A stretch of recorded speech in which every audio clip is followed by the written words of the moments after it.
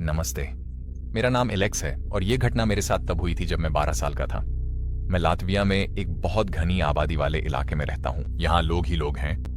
मैंने अपने दोस्त को फोन किया। हमने तय किया कि हम पास के एक पार्क में मिलेंगे। बहुत देर हो चुकी थी, लगभग 1 बजे रात का समय था। हम पार्क पहुंच गए। हमने पूरे पार्क में घूम लिया और वहां कोई भी नहीं था, जो कि असामान्य है क्योंकि मैं शहर के बिल्कुल केंद्र में रहता हूँ। ये इलाका बहुत घनी आबादी वाला है, लेकिन मैंने इस बारे में कुछ नहीं सोचा क्योंकि रात के 1 बजे थे। हम बस इधर उधर घूम रहे थे और मेरे दोस्त ने एक स्पीकर लाया था और खैर हम बोर हो रहे थे। चूंकि हम बच्चे थे, हम मस्ती करना चाहते थे और उसने पार्क में एक मजेदार साउंड इफेक्ट चलाया। हम हंसे, अच्छा समय बिताया और कुछ मीटर आगे चल दिए। अचानक हमने देखा कि कुछ लोग एक अजीब सी मुद्रा में खड़े हैं। मैंने अपने दोस्त से कहा, लगता है ये नशे में धुत बेघर लोगों का झुंड है। हमने उनकी तरफ से कुछ भी नहीं देखा क्योंकि इतनी अंधेरा था, तो हम जिज्ञासा के कारण थोड़ा और पास चले गए। हमने देखा कि ये लोग गंजे हैं, बॉम्बर जैकेट पहने हुए हैं, बड़े काले बूट्स पहने हुए हैं। उन्होंने मुझे स्किनहेड्स की याद दिला दी। स्किनहेड्स आमतौर पर नस्लवादी होते हैं और मैं बहुत डर गया था क्योंकि खैर मैं काला हूं। मैंने अपने दोस्त से कहा, भाई चलो यहां से निकलते हैं। उसने कहा, क्यों?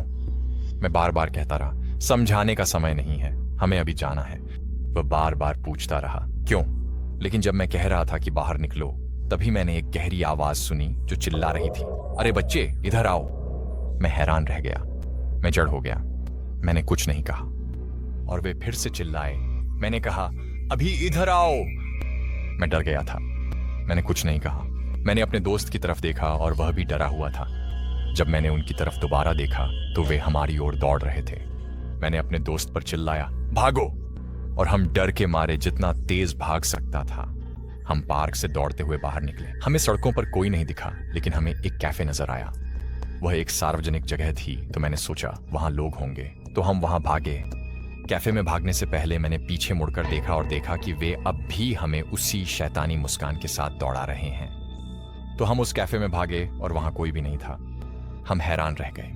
हम एक बाथरूम ढूंढना चाहते थे जहां हम खुद को बंद कर सकें और अंदर से पुलिस को कॉल कर सकें, लेकिन हमें बाथरूम नहीं मिला। हमें समझ नहीं आ रहा था कि क्या करें। हमने पीछे देखा और मैंने देखा कि वे कैफे में घुस आए हैं। हम दीवार के कोने में थे और हमारे पास भागने का कोई और रास्ता नहीं था। हम वहीं खड़े रहे। वे हमारे पास दौड़ते हुए आए। उनमें से एक ने मुझे पकड़ लिया और दूसरे ने मेरे दोस्त को पकड़ लिया। हम मदद के लिए चिल्ला रहे थे, लेकिन कैफे में कोई भी नहीं था। जिसने मुझे पकड़ा था उसके हाथ खून से सने हुए थे और उन पर कई घाव थे। वह मेरे कान में चिल्लाया, चुप रहो, तुम हमारे साथ चलोगे। वह लगातार चिल्लाता ला रहा था। वे हमें कैफे से बाहर ले गए और वापस पार्क की ओर खींच रहे थे। मैं बुरी तरह डर गया था। मैंने अपनी आंखें बंद कर लीं और बस प्रार्थना करने लगा। मैंने अपने दोस्त को रोते हुए सुना। फिर अचानक मैंने पुलिस की सायरन सुनी और ये स्किनहेड्स किस्मत से हमें छोड़कर भागने लगे। हम बहुत डरे हुए थे। हम डर के मारे घर वापस भागे, सो गए और अगले दिन जब मेरे माता पिता अपने काम के सफर से लौटे तो हमने उन्हें सारी घटना बता दी। जब मैंने बताया कि वे लोग कैसे दिखते थे तो मेरी माँ के चेहरे पर सबसे डरा हुआ और अजनबी सा भाव था। करीब 4 घंटे बाद या कुछ ऐसा किसी ने हमारे दरवाजे पर दस्तक दी। हमने दरवाजा खोला और सामने पुलिस थी। उन्होंने कहा कि हम बहुत किस्मत वाले हैं जो उनसे बच निकले, क्योंकि वे पहले भी कई बच्चों का पीछा कर चुके हैं। पुलिस ने बताया कि वे लोग लोगों पर हमला करते हैं, उनका अपहरण करते हैं, उन्हें यातना देते हैं। मैं हैरान था, डर के मारे कांप रहा था। क्या आपने कभी मृत्यु के देवदूत को देखा है? मुझे विश्वास है कि मैंने 4 साल की उम्र में उसे देखा था। मैं फिलीपींस से 30 साल का हूं और ऐसा व्यक्ति नहीं हूं जो आसानी से डर जाए। लेकिन मैं एक ऐसी कहानी साझा करना चाहता हूं जो आज भी मुझे परेशान करती है।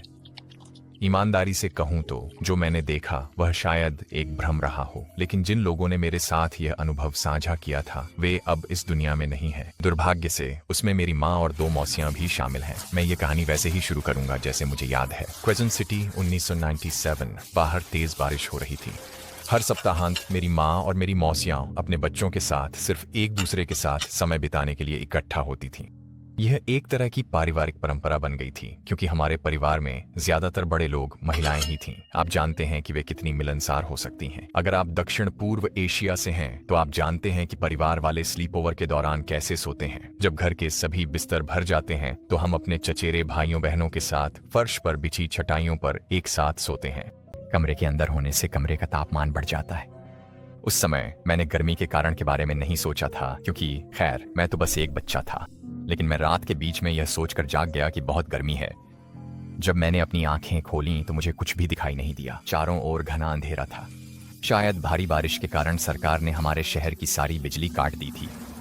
मुझे याद नहीं कि उस समय कोई तूफान था या नहीं, लेकिन मुझे बस इतना याद है कि छत पर बारिश की आवाज और बाहर तेज हवा की आवाज सुनाई दे रही थी। मैं कुछ देख नहीं पा रहा था, इसलिए मैंने अपनी माँ को महसूस करने की कोशिश की, लेकिन उनके सोने की चटाई का हिस्सा खाली था। इसका मतलब है कि वह जाग रही हैं। जब मेरी आंखें अंधेरे में देखने की आदत डाल पाईं तो मैंने देखा कि मेरी माँ, मेरी दो मौसी और मेरी मौसी के पति सीढ़ियों के पास दीवार के पीछे छुपे हुए हैं। हम अपनी मौसी के घर की तीसरी मंजिल पर थे और सीढ़ियां उस कमरे के दरवाजे से सिर्फ 1 मीटर दूर थीं जिसमें मैं सो रहा था। तो जहां मैं लेटा हुआ था वहां से आप किसी को भी सीढ़ियों पर चढ़ते हुए देख सकते थे। मैंने अपनी माँ को पुकारा, माँ, और डरी हुई अपनी मौसियों की ओर चल पड़ा। वे सब मेरी ओर देखने लगीं और फुसफुसाकर चुप रहने को कहा। अगर आप एक बच्चे हैं और आपने अपनी माँ और मौसियों को किसी चीज से छुपते हुए देखा तो आप भी जिज्ञासु हो जाएंगे, है ना? मैंने दीवार से झांकने की कोशिश की कि आखिर उन्हें क्या डरा रहा है, लेकिन मेरी माँ ने मुझे पीछे खींच लिया।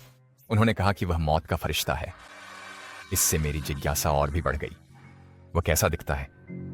तो जब वे फुसफुसा रही थीं और सोच रही थीं कि क्या करना है, मैंने फिर से झांकने की कोशिश की। इस बार मेरी माँ मुझे खींच नहीं पाई और जो मैंने देखा उससे मैं डर के मारे सन्न रह गया। वैसे इस घर की सीढ़ियां यूं आकार की हैं और ये एक बड़ी कांच की खिड़की के सामने है। उस कांच की खिड़की के बाहर एक औरत खड़ी थी जिसने काले रंग का चोगा और हुड पहना हुआ था। उसके चोगे का हुड नीचे था और मैं उसका पीला सफेद चेहरा और गर्दन तक लंबे बाल साफ देख सकता था। वह खिड़की से घर के अंदर झांक रही थी जैसे वह किसी को ढूंढने की कोशिश कर रही हो। मुझे पता है कि वह हवा में तैर रही है क्योंकि उसके लिए दूसरी मंजिल की खिड़की में झांकना, वह भी आधा शरीर दिखाते हुए और बिना किसी परेशानी के अपने दाहिने हाथ में एक बड़ी दरांती पकड़े हुए, मुमकिन ही नहीं है। मेरी मौसी के पति ने मुझे फिर से अंदर खींच लिया, लेकिन तब तक बहुत देर हो चुकी थी। मैं उस औरत को देख चुका था जिससे वे लोग छुप रहे थे। मृत्यु का दूत एक औरत है और अच्छा हुआ कि उसने मुझे नहीं देखा। मुझे अब याद नहीं कि उस रात का अंत कैसे हुआ, लेकिन अगली सुबह मैंने अपनी मौसी और माँ को इसके बारे में बात करते हुए सुना। उन्हें लगा कि मैं समझ नहीं पाऊंगा, लेकिन मैंने सब समझ लिया, भले ही मैं सिर्फ 4 साल का था। तब से मैं उस सीढ़ी वाले रास्ते से बहुत डरने लगा। मेरी मौसी और उनके पति, जो उस समय मेरे साथ थे, उसके 9 साल बाद चल बसे। जब मैंने 2021 में अपनी माँ से उस घटना के बारे में खुलकर पूछा तो उन्होंने गुस्से में मुझे टाल दिया। कुछ हफ्ते बाद ही उनकी दिल का दौरा पड़ने से मौत हो गई। मेरी दूसरी मौसी, जब उन्हें मेरी माँ के गुजरने के बारे में पता चला तो मुझसे मिलने आईं और हमारी बातचीत के दौरान मैंने उनसे यह पुष्टि करने की कोशिश की कि मेरा बचपन का वह किस्सा सच था या सिर्फ मेरा सपना था। उन्होंने भी मुझे टाल दिया और मेरी माँ के गुजरने के 30 दिन बाद ही उनकी भी डायबिटीज के कारण मौत हो गई। मैंने अपने